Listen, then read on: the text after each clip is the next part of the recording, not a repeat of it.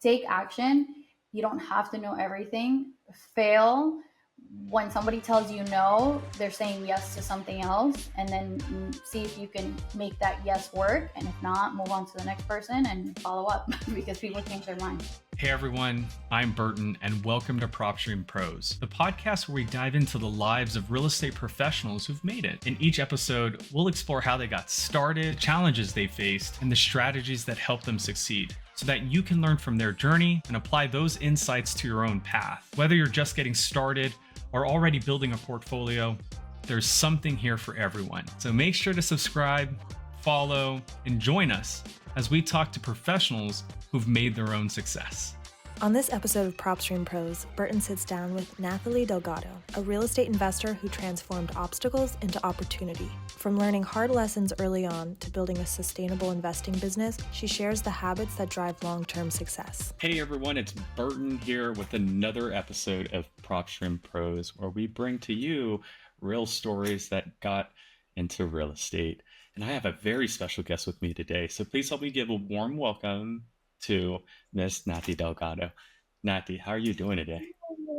Hi, thank you so much for having me on your podcast today, Burton. You're very welcome. First off, no, thank you for being here. Really, today's about you, and I feel that your story could definitely inspire a person out there to either, get into real estate and financial freedom and all that good stuff. So thanks again for being here. Thank you. I'm excited to be here and share my knowledge, share my story, and hopefully inspire some young women to get into real estate.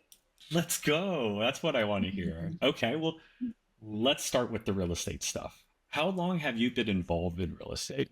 So I've been in real estate now for, I want to say about 11 years. Yes. That's a long time. Well, and you know what? I apologize because I should be probably more specific. I know real estate.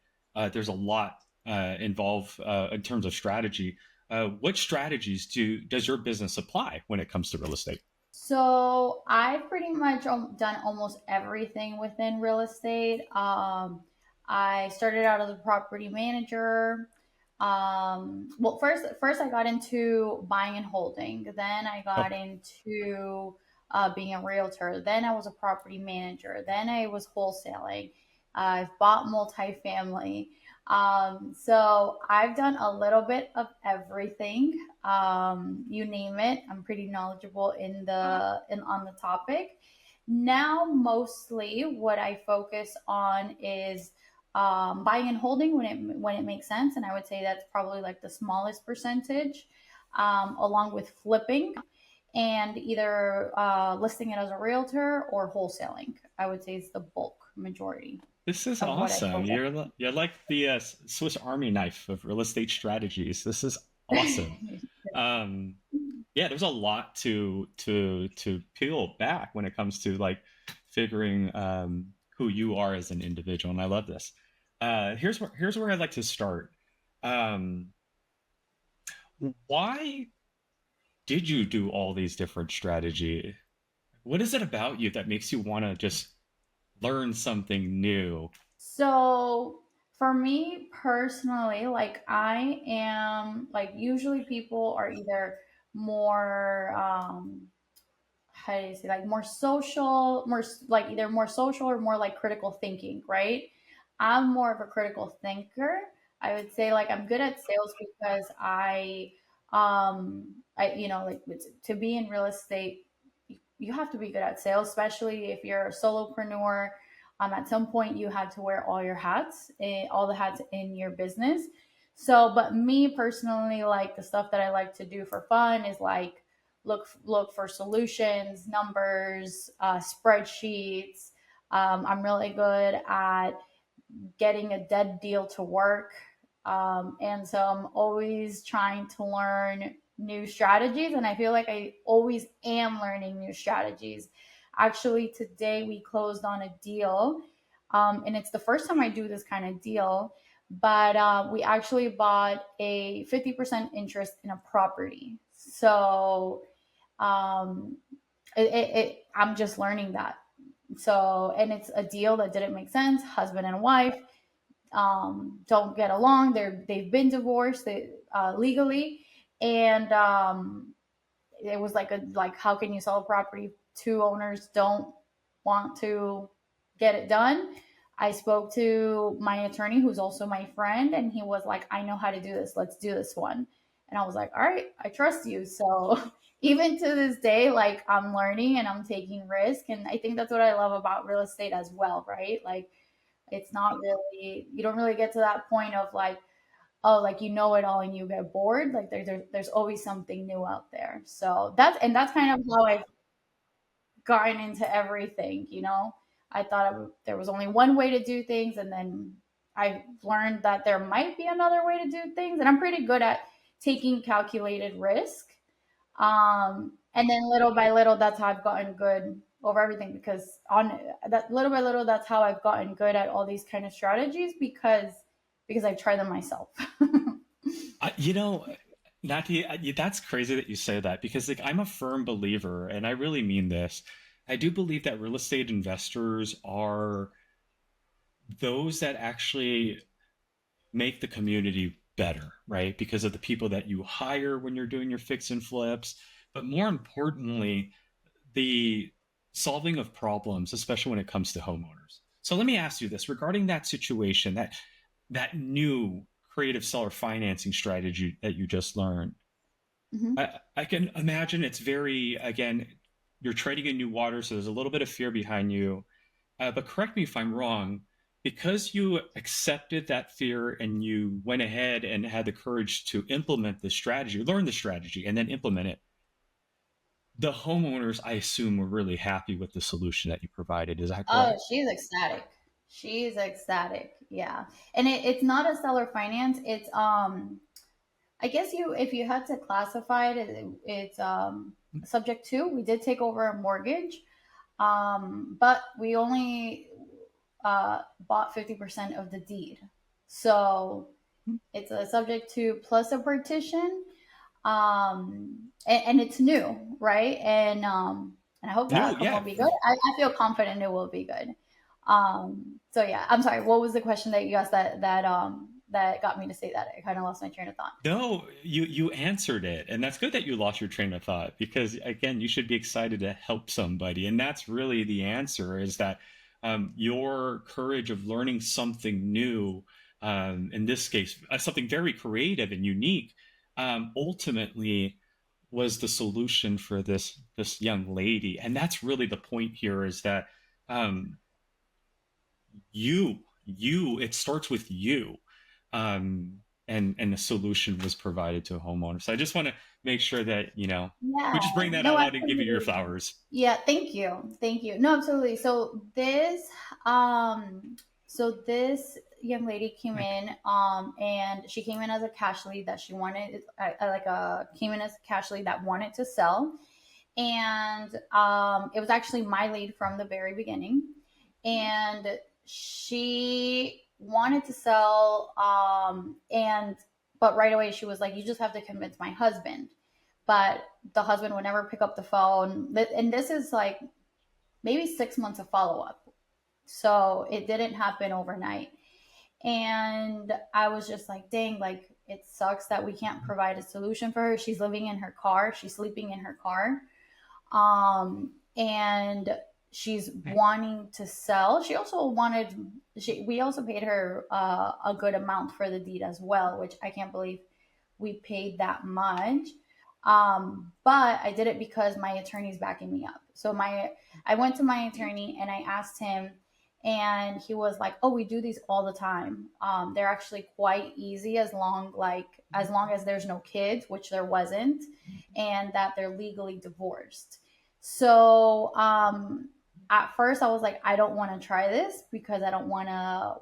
We gave her over $30,000. I don't want to say the exact amount, Right. You don't have to, just please. because I'd rather talk about it in detail once it comes into fruition and we actually cash out on the deal. But even over $30,000 is a lot of money. And I was like, hell no. I told him, I was like, I want to help her. I want to get this done. It looks like it could be a good deal. but I'm scared. And he told me, he was like, if you don't want to do it, I'll do it all on my own, and I'll pay you a commission. And so I thought about it, and I was like, you know what? I trust my attorney. Mm. I've been working with him since I got started in wholesaling. This had to be like in 2018, 2019. So I was like, if he's willing to do it, I can do it too. And so that's why I was like, all right, I trust you. We'll go 50-50. He's going to do the legal work. And that kind of helps me also, like, overlook the process. And next time, maybe I'll feel more comfortable doing it on my own, or keep doing it with him, and sharing the responsibility. But yeah, she's ecstatic. She received her wire today. And yeah, I mean, it's the best feeling in the world to be able to find a win-win The, situation where you're really helping someone, and in the future it will also be beneficial to us as well. I love that. And that's a perfect example of your calculated risk that you were just talking about, how you were like, wait a minute, if I pass up on this deal, my attorney's like, I'll take it. So hold on here. If he's willing to take this risk and he's an attorney, I'm on it now, right? I love Yeah. that. That's so genius. And then back to what you said. I mean, ultimately, you helped a woman in a very tough situation, and that too fulfills you. And then in the long run, it obviously benefits the company, and which is ultimately you. Um, Yeah. Let me ask you this, Nathi. When it comes to dealing with real estate, I mean, you've had over a decade of it now. You've gone through tough situations, and you've done multiple different strategies out there. What is it about helping people?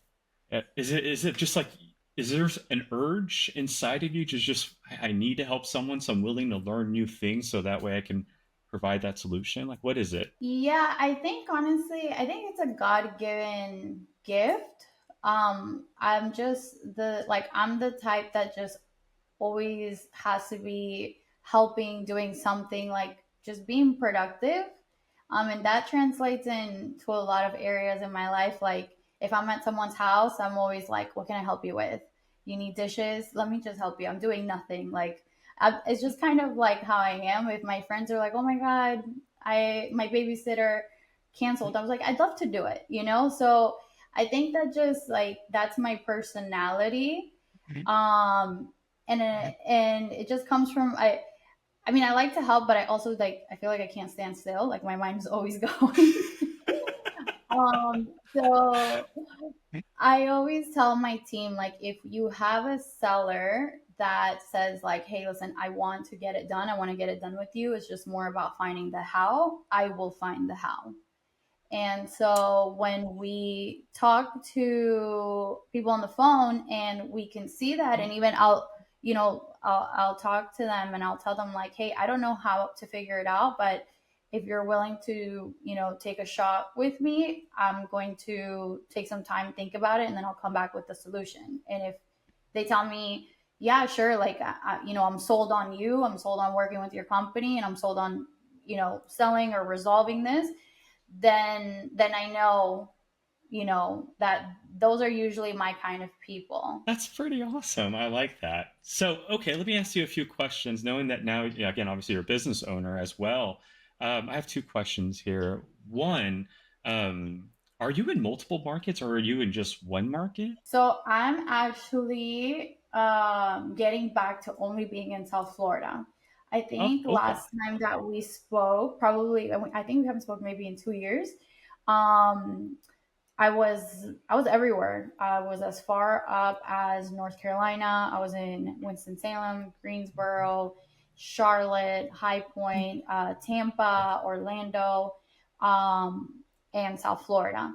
But now, I just find it so much more rewarding to be a little bit more local, and be able to see my clients and going to see the Mm, property. So I'm kind of like constricting back to being local. that's amazing. And I love that. It's quality, right? Because Yeah. surely you can go everywhere. And I've seen you in your work. You do amazing work, and you're a powerhouse. Because when you walk into And the room, like people know. People know Nathy, so I'll call it what it is. But that's really cool that you're like, no, hold on here. There's just this feeling of just helping someone and being there as I'm helping them. I love that. That's really cool. Um, as a business owner, you're working with a team full of people. What are some challenges with working with a team of people? Um, Especially being in real estate. I mean, you got to juggle the business. You like working with the client, so I can only imagine sometimes the business distracts you from being there with the client. So, are you doing a lot of micromanaging, or are you kind of again allowing that to be taken care of by someone else, letting that calculated risk come into play? So I do have a team. I have a small but pretty full team. I keep very busy, but they really do, I would say, like over 70% of the work that goes into the business. So that takes a huge workload off. So it depends. Some leads I get directly, and usually I'll work those from A to Z. And those are pretty hands on, and they tend to be the more complicated deals. But I also have an acquisitions manager, and usually by the time I get on the phone, he like he's gone through everything, and I'm just there to close it. And a lot of the time, closing is just Hmm. going through the technical stuff in the agreement. It's not like a hard close, like he doesn't want to sell, and I'm there to convince him. It's more like he's agreed. Like we have a signing right now at 6 for another agreement, and it's an ovations deal. Hmm. And I got on the phone with the seller to go over the agreement. I think 2 days ago, and pretty much like he ripped the agreement apart, and he was like he went line by line with what he didn't like, right? And I told him, I was like, listen, this is taking really long, because we were already on the phone for almost an hour and we weren't even getting to an agreement. So I told him, I was like, go back to the acquisitions manager, get the price that you want, see if we can do that price. And if we can get you that price, we'll come back to this call. And I don't know, he just woke up this morning, and I think we offered him $6,000 more. He wanted, so our contract was originally for 299, and he Okay. wanted 320. And I told him Oh. I don't have that authority to do that. I was like, I only go over, I'm only the manager. I only go over, what specific questions you have and making sure that you understand the agreement. I was like, let's go back to your acquisitions manager and see if we can get you more money. I'm obviously the one in the background.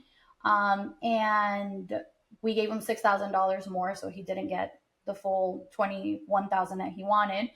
And he agreed to it. So right now they're supposed to be signing at 6 p.m. in 4 minutes. Hey, that's So so that's kind of awesome. where I come in. But those kind of deals that are kind of straightforward, my team does handle, thankfully. If you could share one thing you've learned that's very beneficial to someone that might be new and listening to this as a business owner, that you would say, hey, you should implement this as soon as possible. And then one thing that they should probably avoid as a new business owner, what would be that one thing to implement and one thing to avoid? So I think that like most new real estate entrepreneurs were invaded with fear, right? And fear is so normal. And it's usually fear of talking to people on the phone, right? For us in investing, we have to take someone that sometimes we have to make offers for half the amount that the seller wanted, right? And it's just like, it's very hard, and it's scary to have that conversation. But and I don't think it ever really goes away, but you're better off and you start seeing the fruits of your labor when you take that step, take the action, let it be uncomfortable, and eventually you'll get to the reward. Then just sitting in analysis paralysis and thinking about it, and then someone else comes and does it for you and shows you that it can be done, and then but it's not your results, right? So I would say more than anything else, like when I got started, right now having mentorships and mentors and being in groups and communities, which are great, is such like they're everywhere, right? But when I got started, either I lived under a rock, but for me it wasn't a thing. I Mm, didn't have a mentor into maybe 64 years into my career. So everything that I learned on my own. Like the first scripts that I ever made, like I had a standard script, and then everything else that I added on was myself, right? So I failed forward because there was no other option, right? So it was almost like I don't have anyone to ask, and I didn't even know you could go ask anyone. mm. So it was like, okay, like you just have to take the action and you start learning by your mistakes, right? Now we have so much information that you're kind of paralyzed with the information where you don't take action. So it's the other extreme. I love So more that. than anything else, I would say like take action. You don't have to know everything. Fail when somebody tells you no, they're saying yes to something else, and then see if you can make that yes work. And if not, move on to the next person and follow up because people change their I mind. I love that. So implement the action, take away the fear. That's a good answer. I really think that's a very common challenge that a lot of people have. Um, 11 years in real estate. So let me ask you this.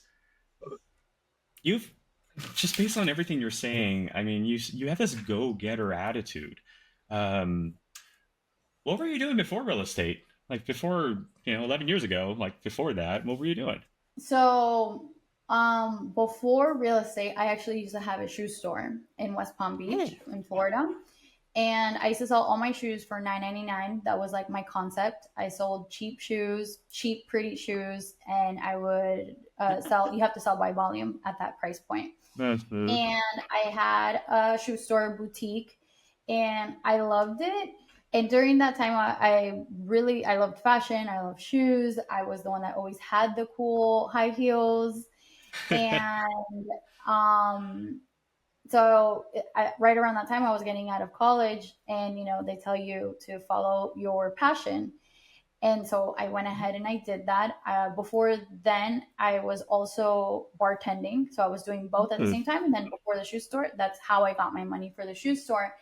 And I saved up all this money to like start my small boutique, and then I just realized that it was like I just felt like a slave to my business, because if I wasn't Mm. there, it was a storefront. And if I wasn't there I think we opened from like 9 to 10, 9 a.m. to 10 p.m., um, you don't make money. And it was just like very, very tough, like being a first time business owner, not knowing anything about retail, still having a job after that 10 p.m., after closing at 10, still having to go bartend. So it was just like a rat race that I was like, oh God, like I don't like shoes as much as I thought I did. I like wearing them, but I don't like selling them. And Yeah. one day when I was at my shoe store, this man came and was selling a mobile home. Mm. And he was just kind of like going around passing out his phone number in the plaza that I was at. And he was like, "Hey, would you like to buy a mobile home?" And I was like, "No, not really. Like, I'm not in real estate, and I don't really have money." That's exactly what I told him. And he was like, "Well, just keep my number, and if you can just let people know that I'm selling it." So a couple of weeks later went by, and I called him and I was like getting information about the mobile home, and he told me it was $6,000 for the mobile home. So like when you buy a mobile home for that price, you're leasing the land, and then the mobile home is like basically it's considered a car, really, but Pretty much, you yeah. know, Depreciates too, like a yeah. car. And he explained to me, he was like, "Well, I live in the mobile home, and I have, I think at that time it was 2 or 3 more rooms that I rent out, and just with that I live for free and I break even." So I was like, wait, like he breaks even, which means when he leaves I can rent his room and then I can make $400.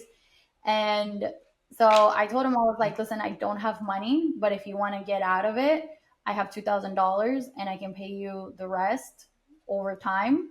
And that's what I did. It within the year, I paid him off the 4,000, and it was, I don't even remember. I think it was like 3 bedrooms or 4 bedrooms that I rented out. And then I noticed nobody would use the living room, so I made 2 more bedrooms. Oh my God, you're And smart.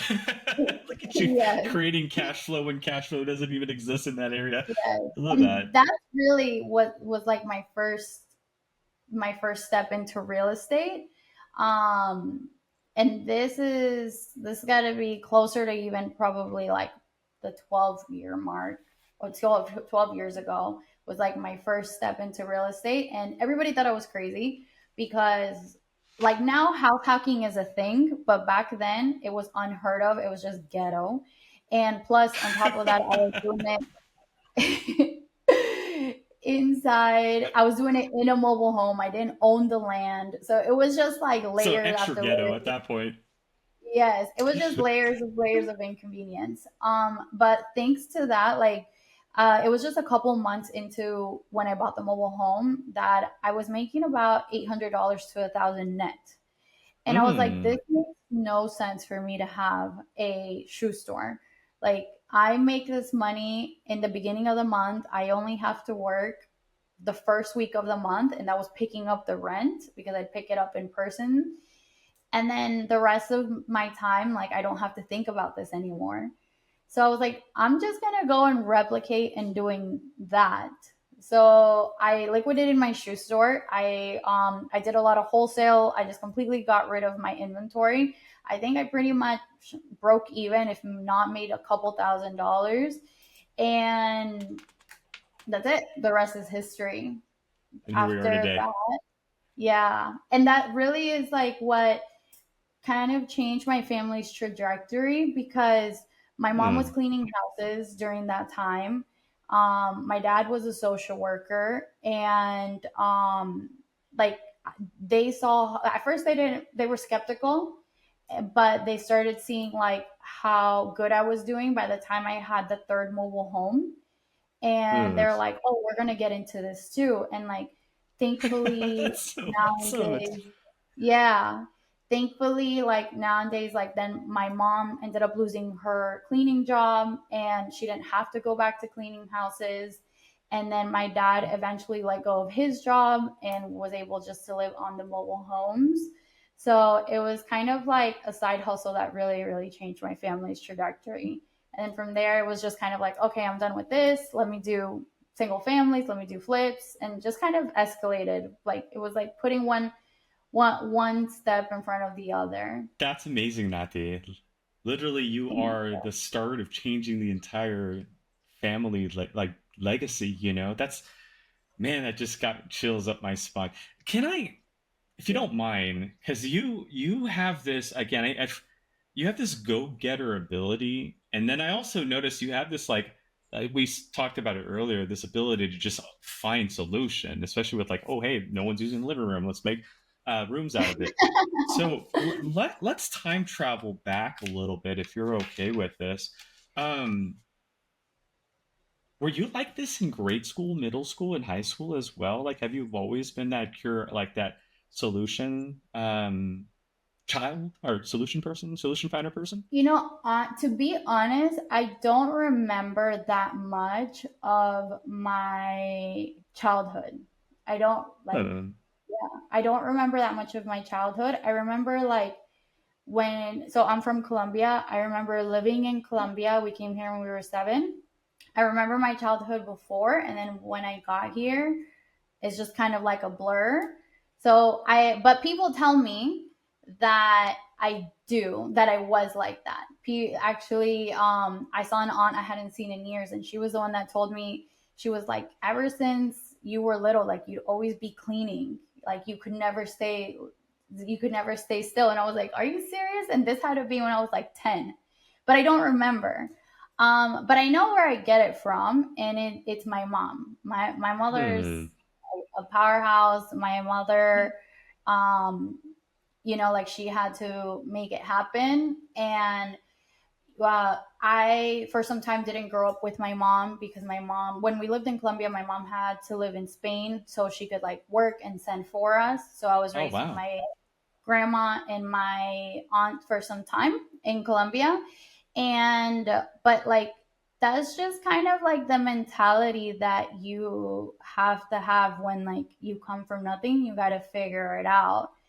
Like, I don't know specifically where it comes from, but I know for sure it's attributed to her. Yeah, yeah, and actually, that all makes sense now. You were kind of like, you probably didn't even realize it, but almost like in a survival mindset, where Yeah. like, hey, mom's gone, grandma's here, my aunt's here, we just got to make it work, And so, first off, shout outs to your grandma and your aunt, and shout outs to your mom.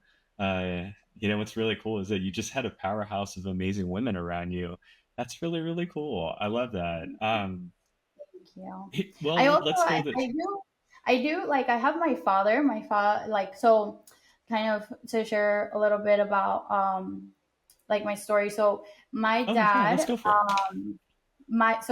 like my real father passed away when I was a baby. He was murdered in Colombia, and that's kind of where everything kind of starts. Oh, And my mom has to start providing for me because she obviously nobody ever um accounts for that.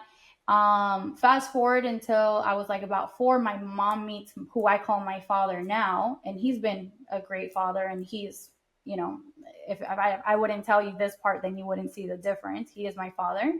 Um, and so he's the one that brought us here to the States, and that's kind of where I get a new beginning. And but very much like us coming to the States, you're an immigrant. Mom has to work, anywhere that she can, and that's just kind of like how it was. But I do have a dad. I like to make that clear because I he's a love big part of my that. life. Yeah. I love that. And first off, I love that story. I love that you shared that, and I love that you call him dad too. Um, for those that are not reading between the lines, it's your stepfather. But I love that you don't use that term. And I grew up with a dad too, aka obviously stepfather. No, it's funny. I used to think of him as a stepfather, if that makes sense. I was like, no, you're never going to be my dad. You know what I mean? And then I realized, well, like, hold up here. Over the years, like, you stepped up to the plate for two teenage boys and a mother that was struggling. You know what I mean? So, yeah, from that day forward, when I recognized my immaturity and realized, man, this guy's a man of all men, for sure became my father. So That's what sorry makes to a tear up, father. but that's a Yeah, lot. That no, I of think, course. and yeah, that's a very important thing to recognize. So for all those step parents out there that are stepping up to the plate, man, shout out to you guys for doing what you do. So actually, Of that's course. really cool. I didn't know that part of your story, and so I'm actually personally happy we got to have this conversation because I respect the hustle. I really do. I respect the hustle, and I respect that you're just persistent and you're just still going, and because of that, because of your just persistence to just continuously go and go, you have legitly changed the lives of the loved ones around you. So again, another Thank set you. of I feel flowers like that I want to give you. thank you. I feel like I don't look at it like that, because I feel like I'm a bit hard on myself. But yeah, thank you. Oh no, you should never be, but I get it. I get it. You probably have really, high or tough standards, call it what you will, but that's good. I mean, but I think every now and then, if you're not going to do it, I'm going to do it. But every think now and then, you should just stop and just kind of take a little breather and smell that fresh air because you do deserve it, Matthew. So awesome. Um, wow, that's a lot. That's a lot to take in. So We got personal real quick. yeah, it got real quick. But that's what I meant from the very beginning. Like I truly believe that like everything that an individual who's a real estate professional today, I don't care whether you're like the best lender in the world, the best fix and flipper in the world. I do believe that we don't get into real estate deliberately. Something kind of leads us this way. But that turbulence, those rough waters that we encounter throughout our childhood, throughout our teenage years, or our early adulthood, is what kind of makes us who we are today. And here you are today, 11 years in real estate. You've saved hundreds, if not thousands, of homeowners' lives, and you do all these crazy strategies that I probably can't even name. So again, really amazing work. Thank you. And I mean, Um, another thing is like, people kind of see like, oh, the shoe store, and then she tried this and then it worked. And one thing that I would like to like put in there, that's kind of like the short version of the story. Before the shoe store, there was so many other businesses. Like if you look at everything that I've ever tried, like I failed a lot more than I've succeeded. It's just people only see the successes, and thankfully the successes do you get one big win, and it makes up for losing 10 times. But I've had a babysitting agency. I've sold cars, I've sold cell phones, I've been in multi-level marketing, bartended, everything. And the only reason why I bring it up is because for the viewers that are trying things, like, you have to try things to figure out what's for you, hmm. right? But if you don't try things, which I think the youth nowadays is very scared to try new things, so they kind of just stay in like this thinking mode of, like, they think like, oh, I'm going to get into real estate, okay, and then they think about it so much that they're almost burnt out in their head without it actually being in the real world that they burnt out. So then that's when you hear like, oh, now I think I want to get into trading, or I want to get into e-commerce. And it's the same thing. They stay at that phase of like wanting to learn everything or thinking about it. And it's like, it's the same effort, but you didn't actually physically try it. So the attempts just stay in your mind, and you're just not going to get results. And I could say that because I've also suffered from it. Solid advice. I love that. Thanks for sharing that. Not too many times do you hear that, and I can tell you've learned a lot, because of the fact that you're confident in even just saying that. Like, hey, fail forward, right? You said it earlier, and the fact that as you're saying it, you have this confidence, like, hey, I'm okay failing today, because I've learned a lot. That's amazing. Um, I know we have about a few more minutes, and so I don't want to take too much of your time. Like you said, you have a closing to do in at the end of the hour. So I have a few more questions I'd like to ask you, and then we can kind of end it from here. And hopefully we can maybe double back and do like another part two here. Sure. But my We first can do a question part to two you, once my deal goes through and it profits in a couple months. absolutely, I would love to hear your wins. But here's one question I'd like to ask you. You've gone through a lot, and again, I'm a firm believer that's sometimes what it takes to kind of be who we need to be. But if I gave you the keys to a time machine right now and said, "Hey, you can go back and just change it all," would you do it? Would I do it? Would it be this year, or Let's say would it about be? 11 years ago. That's a great question because we can go any time back. But Yeah. 11 years ago, that mobile home flyer that gentleman gave you at your shoe store, would you have called it a few weeks later, Nathi, or would you have just, sorry, I'll see If, you later? no, I if it if it was years ago, I would have done exactly the same thing, because that in the environment that I had and the chances that I had, it was best the best option. It's Yeah, it was the best option. So that part I wouldn't. Now, if it was 10 years ago now and I was in 2025, I would have done things differently.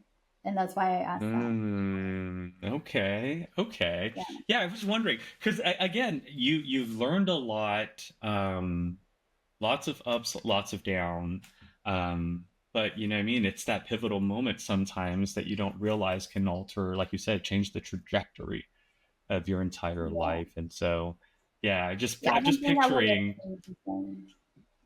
I'm sorry. Go ahead. I don't think I would have changed a thing 10 years ago, because it really was I don't look back and say like there was an opportunity that I wish I would have taken advantage of.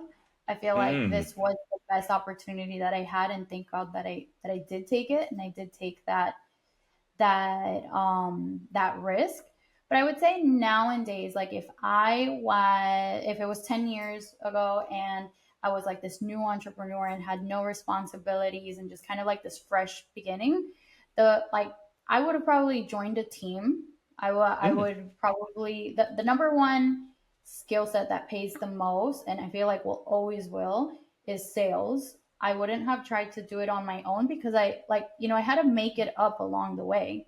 yeah. And I just feel like if I if I was who I am today with the knowledge I have now 10 years ago, I would definitely join a team, whether it's a real estate investment team so I can learn on their dime all the mistakes that I made, or just a real estate brokerage team and a good one, right? That can that can give you that support. The reason why I say it is because like everything that I have, like my systems, everything I've made, right?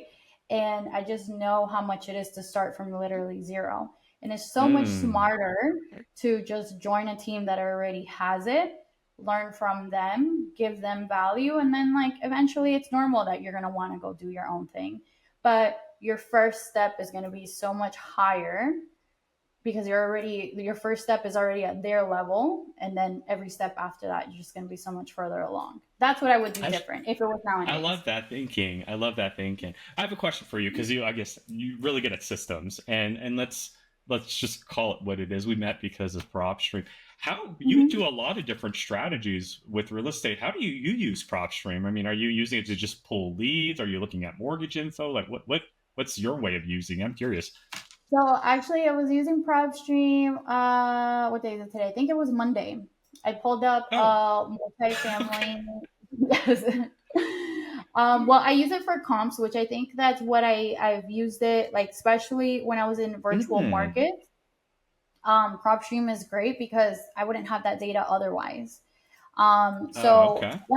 I've always used it, and I've been using it for years. I've been a client of y'all's for years and years and Hey years. yo, thank you for the support. Yes. Eh, By years, I think maybe since like 2018, 2018, 2020. So it's just one of the tools that we always have. So comps number one, two, owner info. mm. Most recently, what I was working on Monday is I pulled a multifamily list in three zip codes that I focus on, and Oh I wow. filtered it. Yeah, I filtered it by owned more than 5 years, Mm. and I got a really small list. It was only 17, which is digestible enough to where like I, Especially in the local I area, like you're saying, you yeah, get to just walk to them too. So that's yeah. really cool. So I was really happy about that. That's funny that you bring it up because I just did it Monday and I was like, oh my god, great. Because for me, I rather have like 10 leads that I can just go deep into than have thousands of thousands of thousands. Because Hmm. with this one, I do plan on sending mailers. I plan on looking up family members and just going down the rabbit hole. So I yeah, love that. that's Well, I had to ask because first off, that's how we met, and I'm thankful that we met because of PropStream. I mean, I got to really meet an awesome human being and get to hear your story, which hopefully someone out there is inspired by it, which I am. I mean, you're gonna make me want to fail forward now. I'm like, what can I do to fail today so I can learn? But at the same time, it's really cool that you use it and you're getting value out of it. And again, let's tie it all together, right? It's part of the many systems that you're using to help change, your entire life and your family's life, and then the people that you're helping as well. So that's really cool.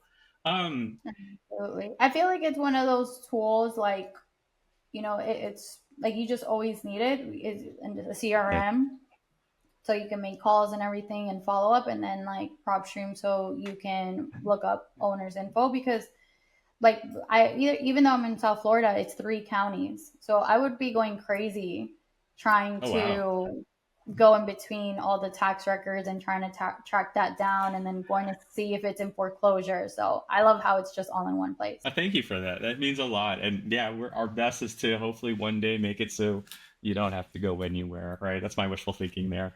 Um, let's do this. We have just a few more minutes, and then I really want to get a few more questions that I think could be very valuable. Would you say that real estate, when you first got in, was a very male-dominant industry? Yeah, Yeah, you would? yeah, Okay. I didn't want to yeah. say it, but I wanted you I to wouldn't even say now, even well, real estate investing definitely is. No, okay. So thanks for confirming that, because I see it too. Like I'll call it what it is, very male dominant industry. And you've been doing this 11 years. You know, they say that the first year, like 50% of businesses fail, I think, or like 20% of businesses fail in the first year. And then within the first 5 years, 50% of them fail, right? So the fact that you've been doing this for well over a decade, amazing. So I just want to address the elephant in the room. Mhm. Being a woman in a very male dominant industry, um, has it been a struggle? Do you find it as a disadvantage or maybe as an advantage? Like, screw this, I'm not going to let this male dominant industry hold me back. Like, how do you view it in your opinion? So I would so 11 years ago, it was I lost deals, and it was very hard for people to believe when I would say like, "Hey, I want to buy your house," because Really? I was so much younger, and I definitely lost Mm. deals, and I would even have to bring in friends like, "Hey, say you're buying it, and we'll do it together," just to have that credibility. And that was then. Now I'm a bit older. I'm 34 now. 34, yeah. Now I'm 34, so like people obviously they believe it. Um, but it's funny because I feel like before I cared to say like I'm the owner, Mm. like I'm the owner, I'm this, I'm that, and now I understand like what people think of real estate companies, and for them to have credibility in you, they have to make make like you have to they have to believe that the company is bigger than you in order for them to believe in Mm. you. So it's funny because nowadays I don't tell anyone that I'm the owner. When I talk to my clients, I'm the quality assurance manager, I'm the sales manager, I'm the operations manager, I'm whatever it is that I have to do for that day. And it just creates better credibility, because I do have a small company, but when they see it's like, okay, she works for a company, and they can see that my company has been in business for 10 years. It just makes it look so much bigger than what it is. I love And that that's kind of thinking. how I play into overcoming that, because it's just a very real thing, right? Yes. As realtors, I think, there's a lot of realtor women, but Mhm. in investors, when they see women, and especially if it's like a younger looking woman and she's prettier, you get like it takes away credibility, and Oh, they're not I taken think seriously. I'll yeah, call it what it yeah, is. Like, you know what I mean? They look at a woman in real estate investing and they're like, what do you have to offer? Right. So I'll be the first to say it, because that's again how I see it. And when I started about the same time that you started, I was like, oh, very male dominant industry. But over the years, as of today, I think it's probably flipped on its head. I think there's more women investors. And I'll be honest with you, Nati, I think they've always been there. They're just now more vocal than ever, yeah, if that makes yeah, sense, right? And so I think yeah. you and this thing that we're doing, it is just another uh, role in that. So again, thank you for answering that question, because again, I wanted to address the Yeah, elephant in the no, room. it's true. It's true. I just think like before I was more vocal, and like I had like a point to prove.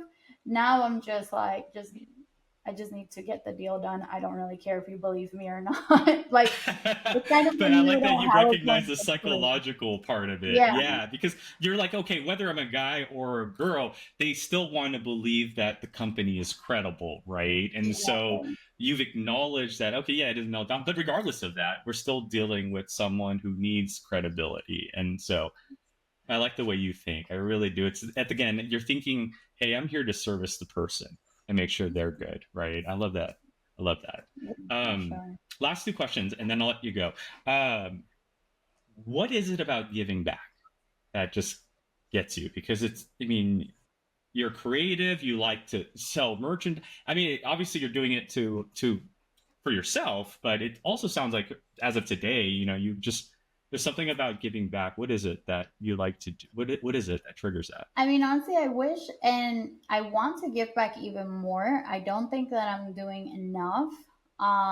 So it's funny that you even say like, what is it?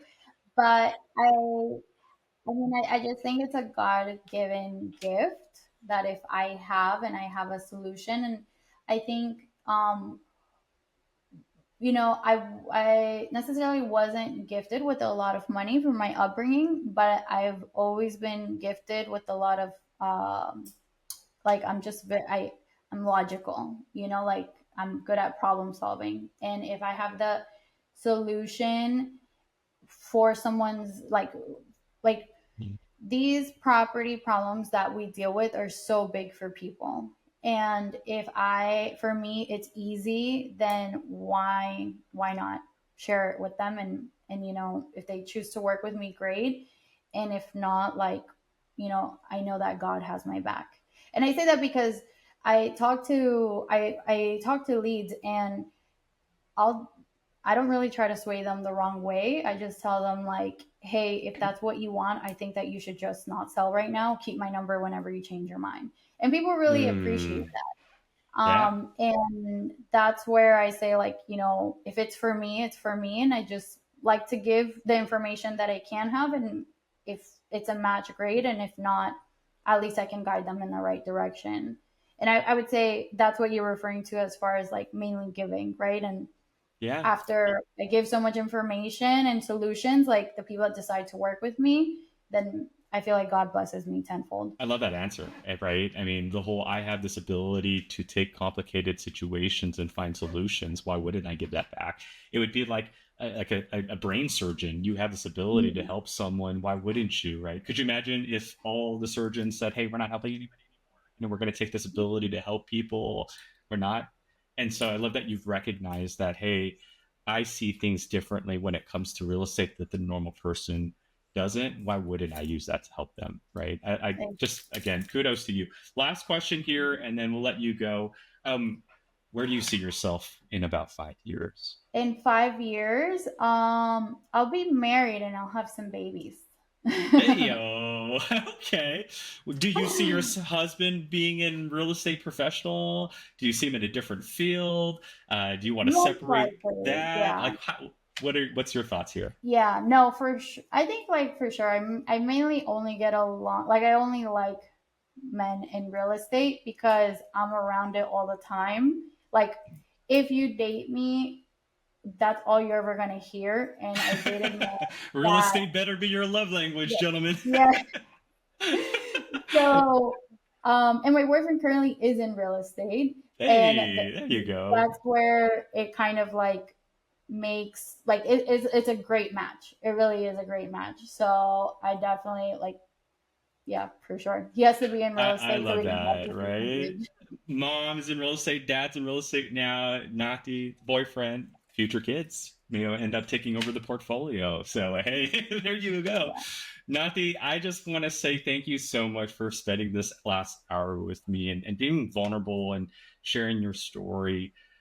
Before we go, is there any last words you'd like to share with the audience? I would just say, like, I hope that you got value from hearing my story. And the main thing is, like, just to take action. I feel like in the world that we live in with social media, and even, a lot of us feel very alone most of the time. And living in our heads doesn't do us any good. So if there's anything that you can Mm. take away from this episode, is just like to take action and not being scared to fail, or being a little bit less scared to fail, because fear is normal and fear is always going to be there. And if you expect for it to go away, then you're never going to take action.